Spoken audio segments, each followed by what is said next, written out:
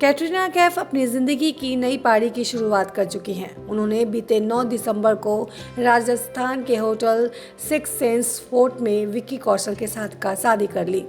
Fans को इस बात की पूरी उम्मीद थी कि कैटरीना कैफ अपनी शादी में अपने सबसे अच्छे दोस्त सलमान खान को जरूर इनवाइट करेंगे, लेकिन ऐसा नहीं हुआ। वहीं सलमान खान भी शादी से एक दिन पहले अपने द बैंग टूर के लिए रियाद चले गए।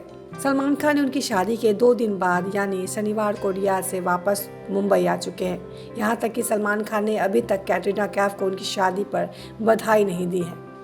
कैटरीना कैफ की ज़िंदगी से सबसे यादगार मौके पर इंडस्ट्री के तमाम लोगों ने उन्हें बधाई दी है। वहीं सोशल मीडिया पर काफ़ी एक्टिव रहने वाले सलमान खान ने कैटरीना कैफ को शादी की बधाई नहीं दी है।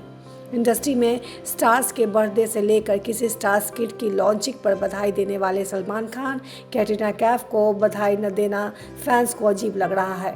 बताते चले कि सलमान खान और कैटरीना कैफ के रिलेशनशिप को लेकर काफ़ी चर्चाएं रही हैं। साल 2003 में फिल्म बूम से बॉलीवुड में डेब्यू करने वाली कैटरीना कैफ ने साल 2008 में सलमान खान के साथ पहली फिल्म युवराज की थी।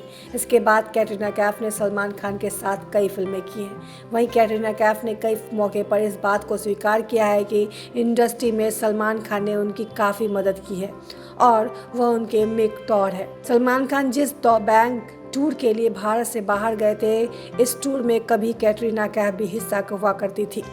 कैटरीना कैफ की शादी पर सलमान खान ने उन्हें बधाई नहीं दी है। वहीं कैटरीना कैफ के साथ कई फिल्में करने वाले अक्षय कुमार ने भी उन्हें शादी की बधाई नहीं दी है। अब देखने वाली बात होगी कि आने वाले ही दिनों में सलमान खान और अक्षय कुमार उन्हें शादी की बधाई देते हैं या नहीं। बताते चले कि कैटरीना कैफ और विक्की कौशल ने अपनी शादी पर अपने कुछ खास लोगों को इनवाइट किया था।